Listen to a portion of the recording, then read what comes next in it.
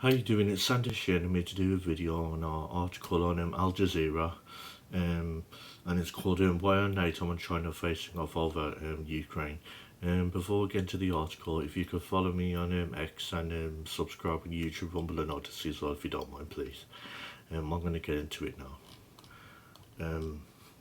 Leaders of NATO nations have described China as a decisive enabler of Russia's war on Ukraine, in the sharpest criticism levelled yet by the alliance at Beijing over the conflict.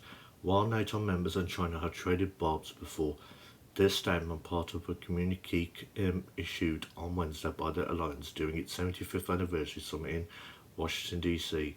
The alliance had earlier refrained from such explicit allegations against Beijing on the Ukraine war. Here's more about the allegations made by NATO allies against China, how Beijing has responded, and what's next.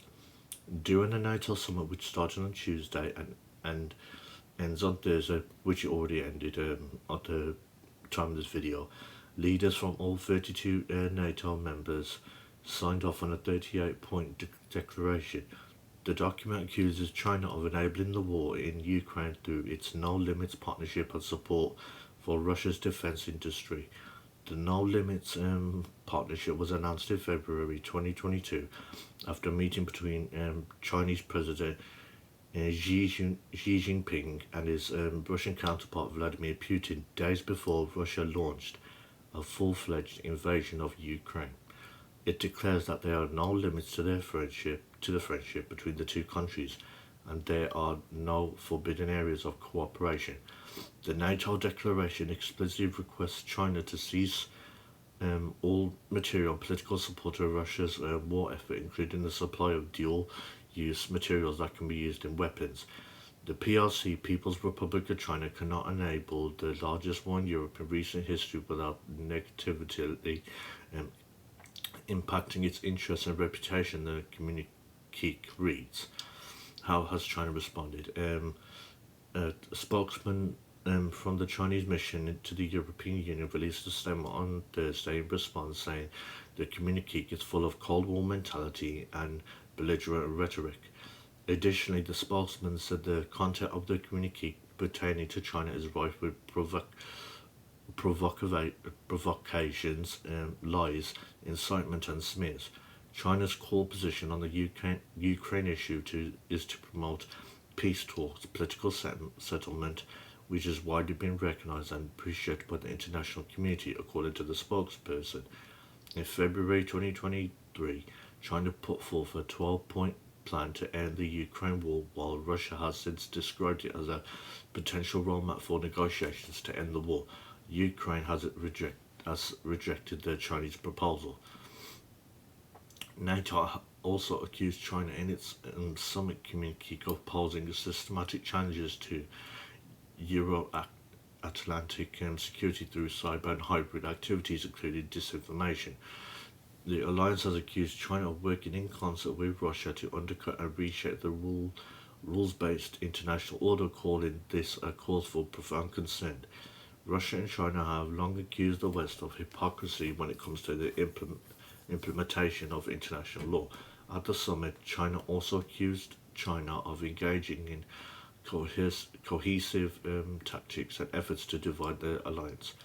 While the communiqué does not flesh out that allegation, Turkish President Recep Tayyip Erdogan has said in recent days that Ankara is eager to join the Shanghai Cooperation Organization, a security forum led by China and Russia. Turkey, a NATO member, has been an SCU dialogue partner since 2012. On Tuesday, Xi also met with Hungarian Prime Minister Viktor Orban to discuss an end to the Russia-Ukraine war. Hungary is a NATO member. The NATO allegations that Beijing has attempted to hurt the alliance and its members come as a result of the hotbox of low-intensity operations that China is waging against the West. Matti Bolig, sorry about the pronunciation, a consulting fellow at the London-based Chatham House think tank told Al Jazeera. He said China appears to be using the same tactics, such as spying and economic subversion, as Russia, although at a lower intensity for now.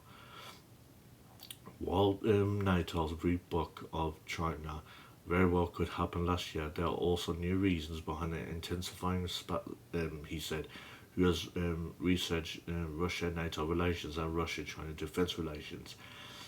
He said NATO has been showing growing interest in expanding its mission, including by increasing its geographic influence. To this day, NATO is seeking collaboration with Asia Pacific nations that are allies of the West.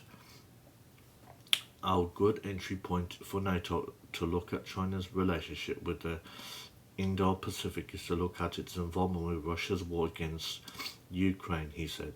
There is also more evidence of China's involvement in Russia's war in Ukraine this year, he said. This isn't the first time that NATO has accused China of supporting Russia's war, but previously that allegation has come from individual leaders, not in a document signed by each of the alliance's 32 member states. On May 31st, NATO Secretary General Jens Stoltenberg accused China of propping up Russia's war economy. On May 25th, Stoltenberg told a German newspaper, China says it wants to maintain good relations with the West. At the same time, however, Beijing is fueling the war in Europe. You can't have it both ways. NATO on Thursday hosted the leaders of New Zealand, Japan and South Korea, as well as Australia's Deputy Prime Minister, for a meeting aimed at strengthening the alliance's relationship with its allies in the Asia Pacific and in its footprint in a region where China has been long dominant. The summit communique details NATO's plan to launch 4 projects in collaboration with the Asia Pacific partners to back Ukraine, strengthen cyber defense cooperation, counter disinformation, and work on artificial intelligence. All right, I'm gonna stop from there. But the thing is, I'm gonna go about my opinion about this. Right, it's so funny that America and its allies say that China is the one that enabled Russia's war in Ukraine. When the thing is, it's obvious that NATO and America in particular were the ones that were pushing for this war to happen ever since going back 2014. Before this war before this even happened, back in 2014, Ukraine was regarded as the most corrupt country in the world, even though I wouldn't say it was the most corrupt country in the world. It may have been one of them because of the Azov battalion, the war played a part in it. But even though I'm not a fan of China, but to say that they're the ones that are pushing for war, remember they don't have bases, they don't have military bases all over the world. America does. So what does that tell you? And from my understanding, they were also so was Vladimir Putin,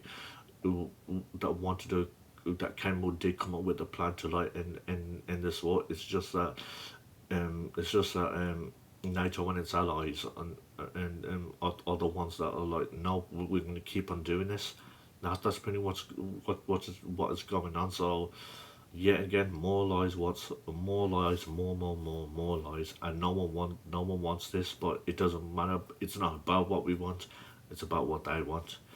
Anyway, thanks for watching this video. Please like, comment, subscribe on this video, and follow me on X, and subscribe on YouTube and Odyssey as well if you don't mind, please. And thanks for watching, and I'll see you soon.